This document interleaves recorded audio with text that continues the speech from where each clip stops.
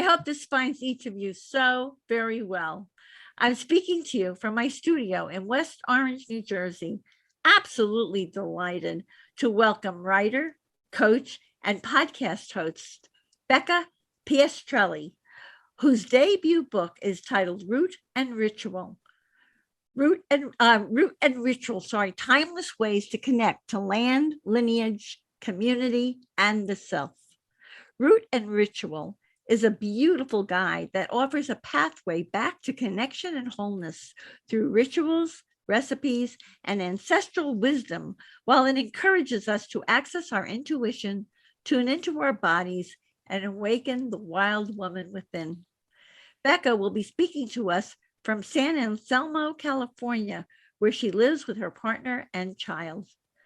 I'm looking forward to talking with Becca about how her book was inspired by her own sense of loneliness and unbelonging in life, why the current time we live in is called the age of loneliness, the ways women have rebirthed themselves from grief and loneliness through her work, how we can each awaken the wild woman within us, and more for what promises to be a highly engaging and very inspiring interview. Hey, Becca.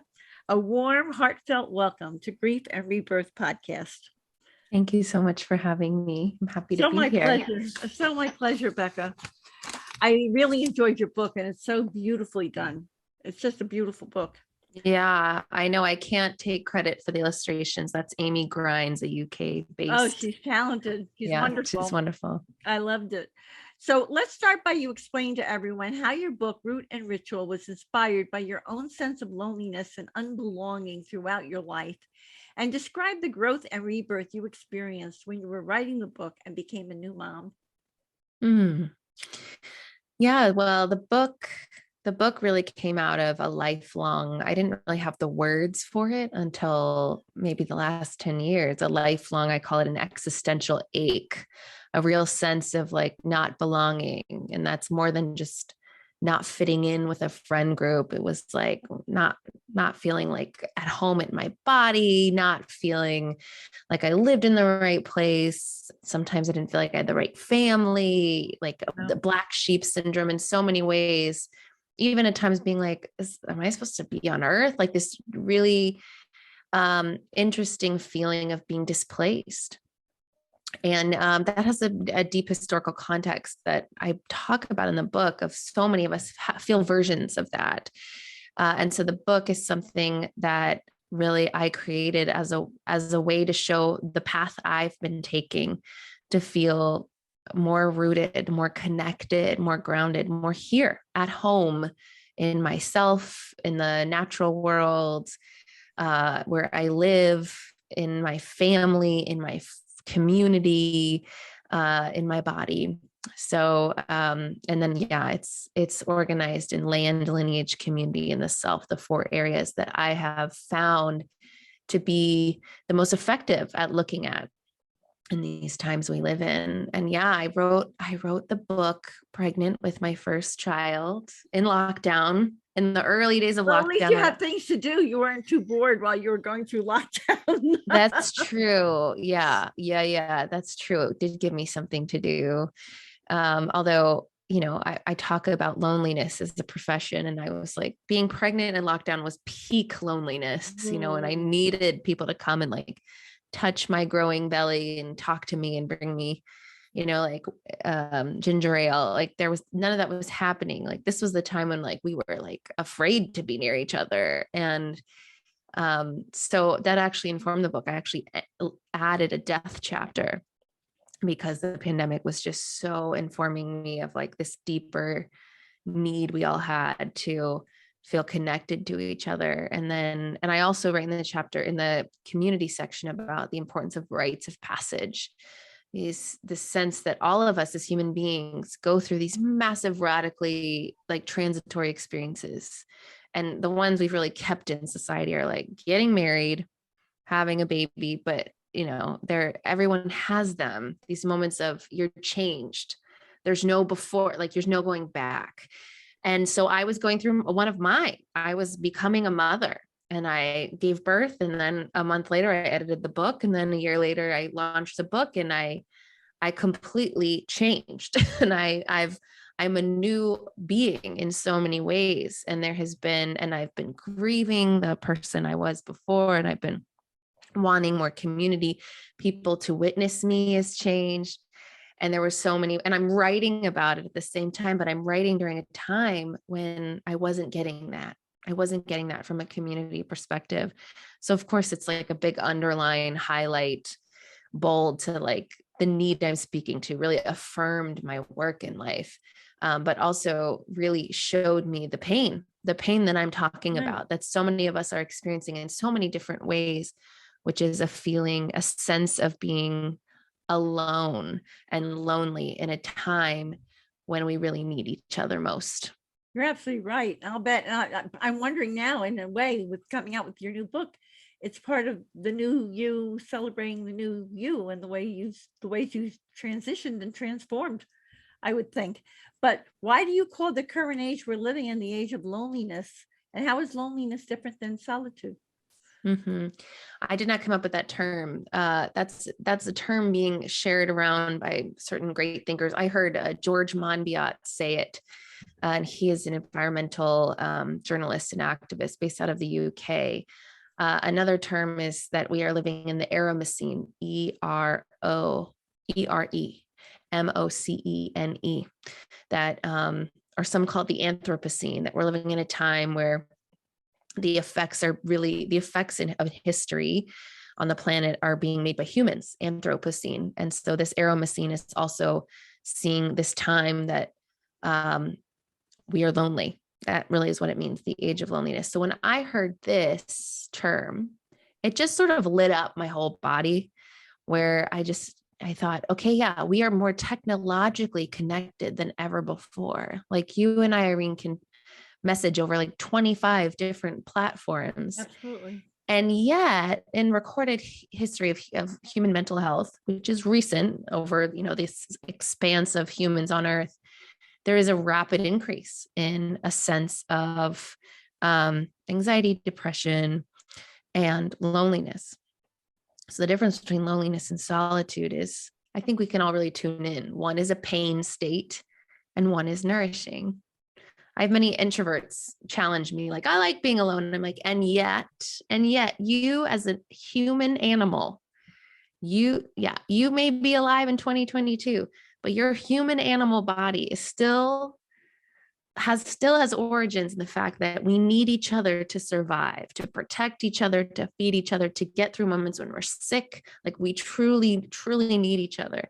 So we're in this interesting moment in history where like this individualist minded thing of like making it on your own is the peak sort of way of being, particularly in the industrialized world, harms us in a lot of ways, really harms us. And when do we feel that? We feel that in a deep rite of passage, like death and grieving, like sickness, like having a child. Yeah. Yeah. Because you're enjoying your So solitude, but then all of a sudden something happens and you really need that community. you need people to show up for you. Yep. Yeah. Yep. I totally get that. So tell us, because this was fascinating, your book, when you talk about the reasons our adult friendships are often difficult to create and maintain, aside from COVID time when you can't even talk to each other beyond your mask. But why is it that I related to that, but let's share that with our listeners. Why are adult friendships difficult to create and maintain these days? Yeah, I mean, I relate to it too. I'm in it with you too. Yeah, I think there's a way in which, well, just from a historical perspective, there's been over time, there's been developments in industry and mobility that have taken us away from each other. Like the advent of cars made it so that we wouldn't run into each other on the streets of the village or the city or the town, and before then there was like communal structures. And now we have this thing where we all live in our own homes instead of sharing dwellings, instead of even having our homes positioned so that they were all connected to each other. This is the whole concept of the village that is talked about a lot in, I don't know, the zeitgeist, the collective. And so we are alive in a time also where we've got our inboxes constantly filling and we've got social media constantly going. there's always something to do. So we have this sense of busyness. It's actually quite a radical act to choose to slow down, to choose to be less busy. And I actually think that meaningful friendship can happen when we choose to make our lives smaller.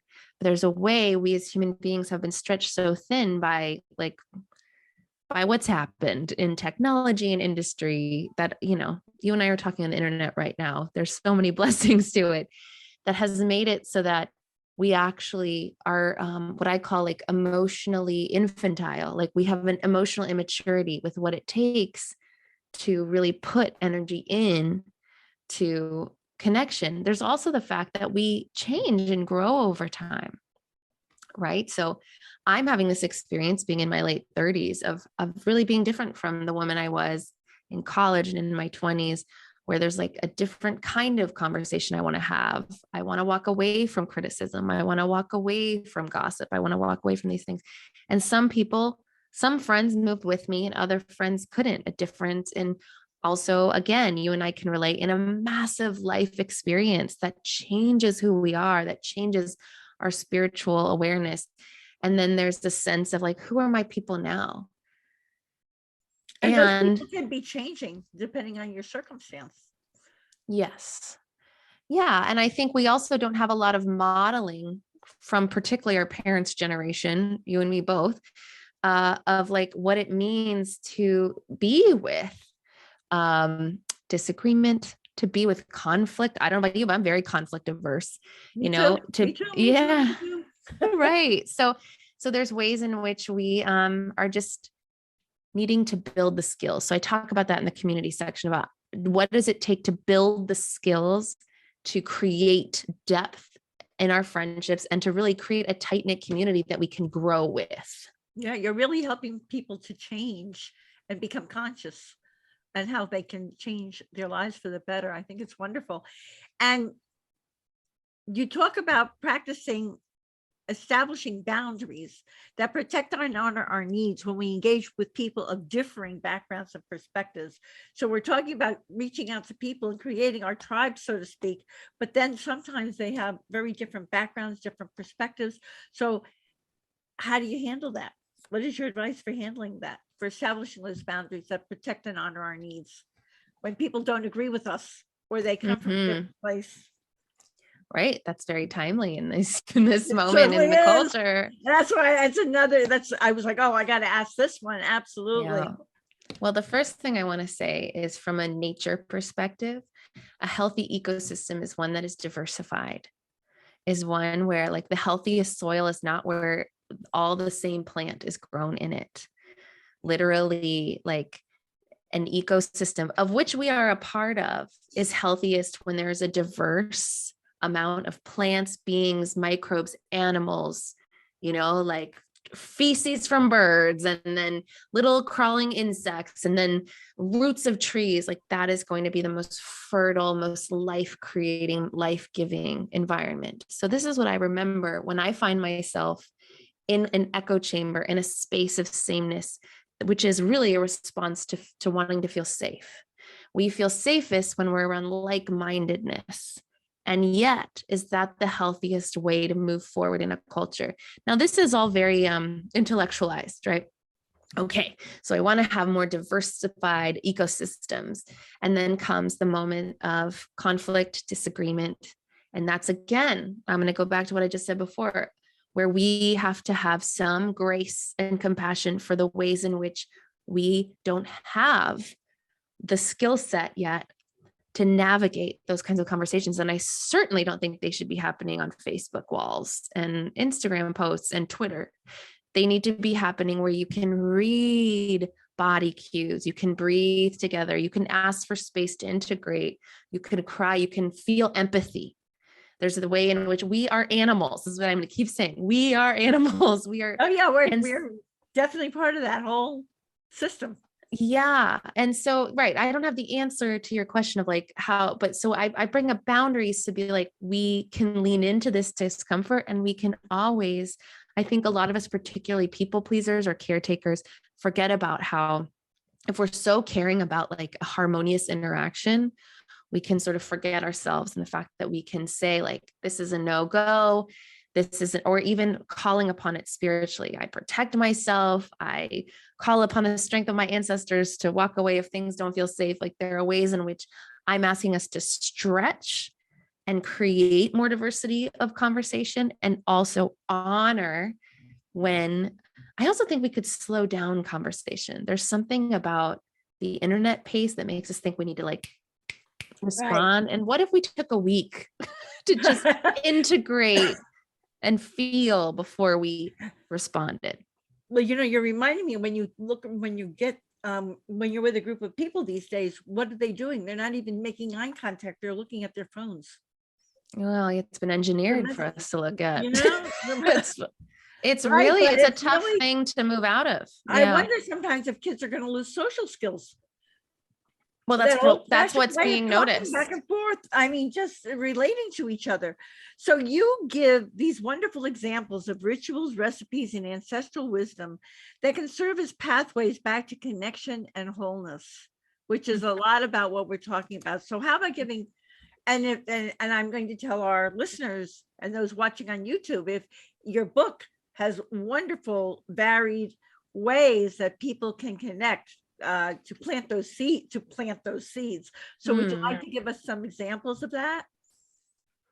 Yeah, I think when people hear ritual, they might think of church or some religion or something ornate. It might feel a little bit like scary. And really ritual is, when I talk about ritual, I talk about something that all of us have a right to do in our lives, and probably a lot of us already do and don't even know it. Like the ways in which we like make our morning coffee, or the ways we greet our neighbors, or there's just so many little rituals, idiosyncratic things we do in our lives that bring us comfort and meaning. And that's what a ritual is, something that brings you meaning. And so the one that I often tell for people who are like, start me with something, is I say your morning shower or your evening shower, whenever you shower, right? We've got a shower. And so instead of just seeing it as something you got to do to get clean, what if you can look at the water, the element, right? This tool of life that flows around where I live. It's a precious, precious, precious resource. How can we see it as a way to have a cleansing, clearing, sort of purifying nature? So getting in your shower and thinking, what is it you want to cleanse off of you, move off of you? And just visualizing that as the water pours over your head and down your back and across your body. There's a ritual right there. And I know that in the early days of motherhood, when I was very, very sleep deprived, and there was, the coffee wasn't doing it, I was just so tired, I had a friend say, like, use your morning shower to call energy into your body. So I remember I would get into the shower. It was like the only 10 minutes I'd have to myself. And I would ask the water to like clear me of the fog of the night, and just to pour into me energy from the water, from the earth, from the skies. Like I would just say, I'm calling on whatever I can get to get energy into my body so I can meet this day. That's a ritual. And it worked. It helped. It got me through. It helped. Yeah. Yeah. That's a ritual. Give us an example of what you call a recipe, an ancestral wisdom. Yeah, I offer some recipes in there. I really think that a lot of us, we saw this in the early days of the pandemic when everyone was making sourdough starters and seeds were selling out and baby chickens were selling out. There's this way in which we haven't forgotten how to work with our hands. And most of us are tapping, working with our hands, but there's a way, particularly my generation, and even like younger, has lost that. And that is really, I like this busy hands, quiet mind. There's a way in which moving of your hands so many of us have anxiety and stress and overactive monkey minds, the way in which working with your hands. And And so I give recipes, not just for food. I talk about food preservation and making ancestral foods and all that stuff, but I tell you how to make certain crafts. I talk about salts, working with salts and herbs. I talk about making fragrant flower water like rose water, and I walk you through it. And it's not to be like, here's another recipe to know. It's to It's get not you, another to-do list. It's to help you connect. yeah, there's a purpose here. Connect with your hands Mhm. and making something to remember that you can create at any moment. Yeah, that's wonderful. And how does bringing what's sacred, you call bringing what's sacred into the mundane of our daily lives, how does that improve our mental health? And God knows we can use improvement of people's mental health these days. Yeah. Well, yeah, like I was going back to this, going back to what I was saying about that we probably already have rituals in our lives that we're not even aware of. Like there are tasks we do every day that we can really, that can bum us out, right? That can feel like unadventurous or like Groundhog Day, right? Like, oh, gotta empty the dishwasher again. And there's a way we can shift our perspective on that to really bring the magic into the mundane, as you said, to really see that like our ancestors, what did our ancestors do before podcasts and, like home music speakers and TV to like get them through the day? It's like, would they sing as they swept their floors? Would they, Sure. yeah, what would they call into their, as they drink their drinks, so just think about that when you make your morning coffee, or you drink the water, or you mop your floors, or you clean out the old stinky food in the fridge. Of like, I really do think a nice sort of primer here is like bringing in and clearing out. And that's so much of like what we do every day is, like emptying the dishwasher, drinking water, like what are you bringing in and what are you clearing out? You're And that's actually like an talking easy one. about, to me, you're actually talking about people even doing the mundane in a very conscious way. Yes. Not taking it Intentional and first, meaning. very intentionally, not taking anything for granted and seeing that. Um, and tell me the difference between sharing with integrity and sharing outside of integrity. You talked about that. I love that. Mm-hmm. Yeah, I'm talking about gossip. Well, Yeah. so you were Yeah. I basically mean, talking about gossip when you talked about that. oh no, that's how it comes up for me right now, as someone who's a recovering gossiper and has given myself a lot of grace in the fact that that's me looking for connection. But what I mean with sharing with integrity is that check-in, right? So like I notice when I feel the urge to gossip, if I check in and say, is this an integrity to share? Is this my story to share? Is this the moment to share it? I think so many of us are moving so fast because the machines that we work on have this pace. But what if we could slow down and check in on the moments that we are reacting, responding, sharing a story of someone else's? If we can have that moment, I've even stopped myself mid-sentence. I mean, like, I'm going to have to reroute us to another topic because this is actually out of integrity. What if we all did that? Oh my God, that'd be wonderful. Sometimes I think that people gossiping and doing that, they're so bored. They just need to create drama in their lives. It kind of fills Yeah. in some of that emptiness. Totally. It can be a way to fill the void, or it can be a way to divert from pain, Mhm. or it can be a way to feel more connected when you're feeling quite lonely. I used to be pretty harsh on gossip, but as a former gossip, I actually have a lot of compassion to my former self of like what need I was trying to Right, fulfill in a exactly. misdirected way. But Yeah. that's really honest of you to say that about yourself. I mean, that's really, you're Thanks. exposing your vulnerability and being so authentic. So, um, and this is so important, Becca, why, and this is what I really think you're getting down to with everything, why is it important for each of us to take a thorough and lasting look at our relationship with our own self? And why is it important to be patient with ourselves? And so many people, there's Mm-hmm. no self-love and there's no patience for them, Mm-hmm. others, for themselves. So would you like to talk to that? Yeah, yeah. The fourth section of the book is all about belonging to ourselves. And that's a pretty foundational piece, right? We're just looking so outside of ourselves for a feeling of validation or worthiness, which is what a lot of us do because our culture teaches us that. Particularly if we have certain feelings about the way we were raised, which a lot of us do. And just like the culture around us, particularly women, we don't have a lot of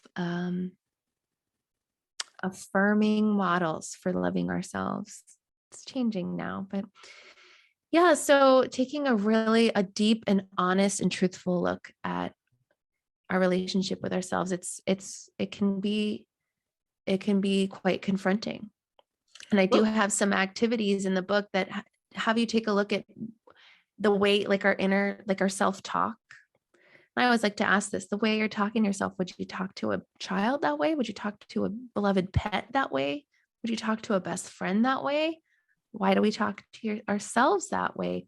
And I think that getting honest is a way to shift the story. And the patience part is key. Compassion for the ways, like real change takes time. Sustainable change takes time. I am a baby step person because I find the baby steps and just keeping at them, even if you fall off, come back and keep going. I think that's the way we actually make change. I agree with you. And I think a lot of people in their upbringings and all, they're not taught to respect themselves. They were taught to take care of everyone else. So you're talking about people really consciously transitioning and becoming more conscious of their behavior to themselves, which brings me to my favorite question. In what ways do you suggest we awaken the wild woman within each of us? And let's talk to that. Because a lot of our people listening and watching do not know they have a wild woman inside of them. Well, you do. You do. Yeah.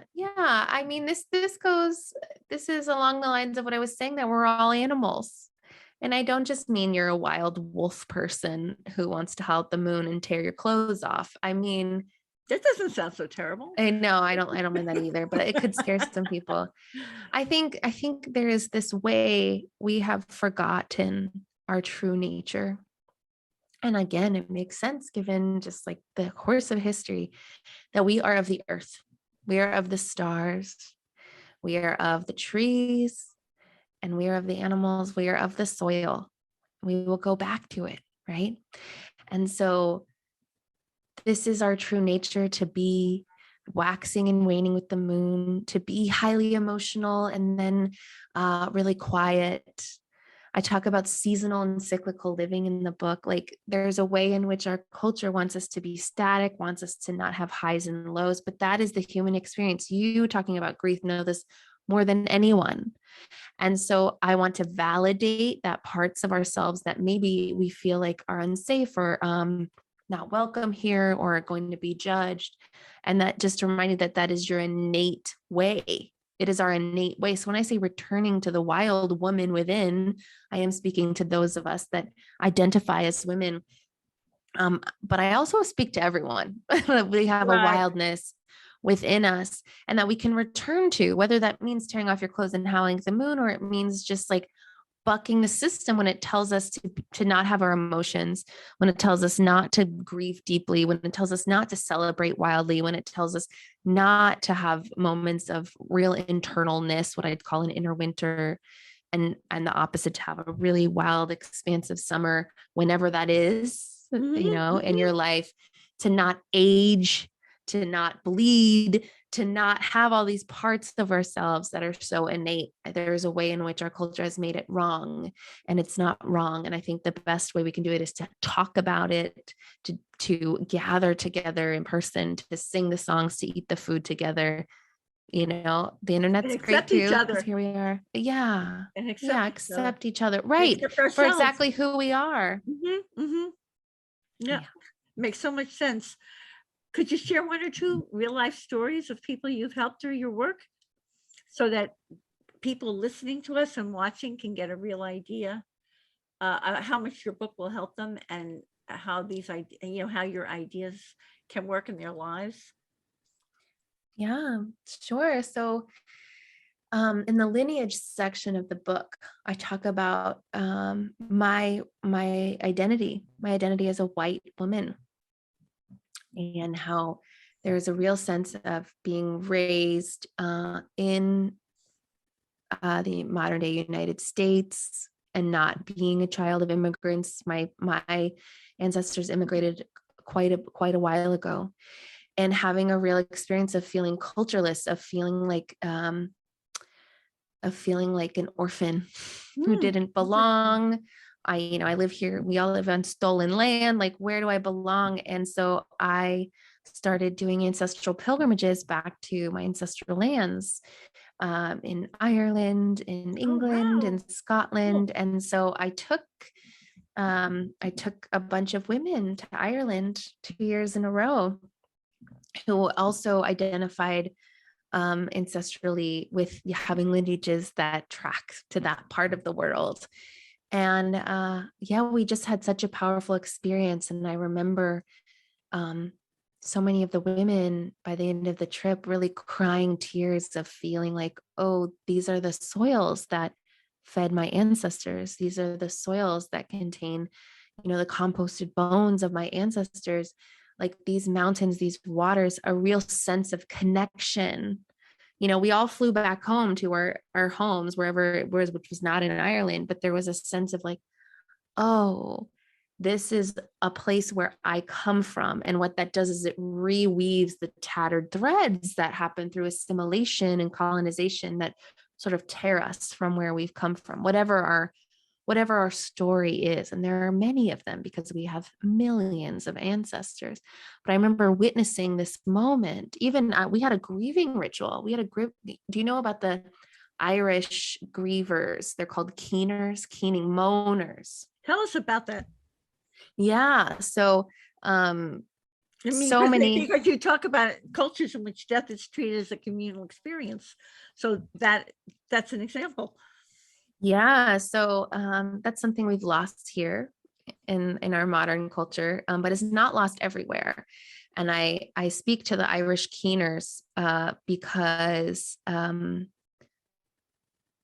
I remember watching a YouTube video of this woman keening outside a church, and she was hired by the family to moan and grieve for the whole community. And I thought, wow, first of all, the way in which we are such like a death phobic, grief phobic society of wanting to let everyone have their private experience. I don't want to bother them. They're having their private experience.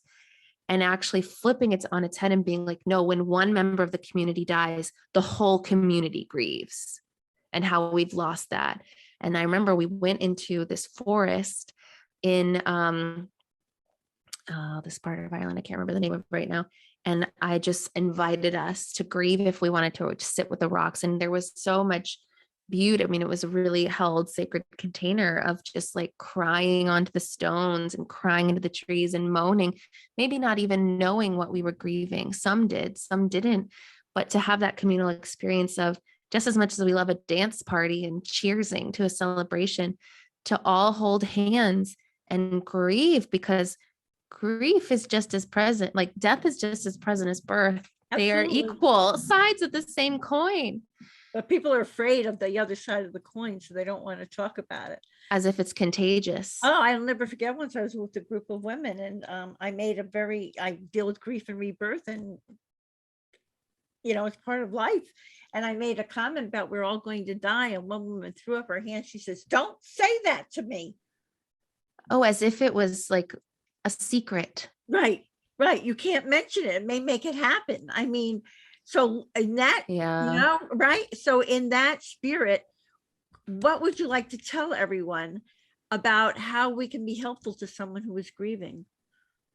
Because in this society, people don't know what. I remember when I lost my husband, some people brought me soup. Some people called me, "Can I help you?" What are ways that you think that people can do that, since they've lost the art of connection in that situation? Yeah. This is something I feel really strongly about, as death sort of touches me more and more as I get older, right? As it does. And I think the first thing I just want to say here is you're not going to do it perfectly because no one can. Right. Because grief is a horror at times. And if we take a perfectionist view of this, of like doing a good job supporting the grieving ones, you got the wrong idea here. Like be willing to bring the wrong lasagna. Be willing to say, what do you need? And the person say, I hate that question. I don't know what I need, but keep showing up, right? That's what all my friends who have experienced deep grief say. Like, it was great that you showed up, even if like I threw the casserole away because it was gross, but like, thank you for because it's the energy. Right. And I also, like, on a practical level, like, clean their toilets, empty their dishwasher, set up help them, open the password protected phone of the loved one who's died, help them call to get the death certificate, like do the unsexy things, like take their kids and for a day so that they can like sit and cry. Like, it doesn't always look like holding their hand in silence, in a garden. It's often like the unsexy things that really matter. This is one I love, which is just texting someone and saying, I'm heading to the grocery store. I'm going there anyway. What can I pick up for you? I'll just drop it off. That's these little things. Absolutely true. That's great. Yeah. Becca, what are the best ways for members of our Grief and Rebirth podcast audience to connect with you? Of course, we know your book is on Amazon and they're going to want to get that, but how, if they want to reach out to you,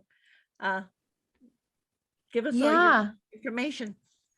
Well, I have a podcast too, if you're of the podcast kind, which you probably are if you're listening to us. It's called Belonging, and Belonging with Becca Piastrelli. It's a red graphic, so you'll look and you can see that. And then, I send out a newsletter called Slow and Seasonal.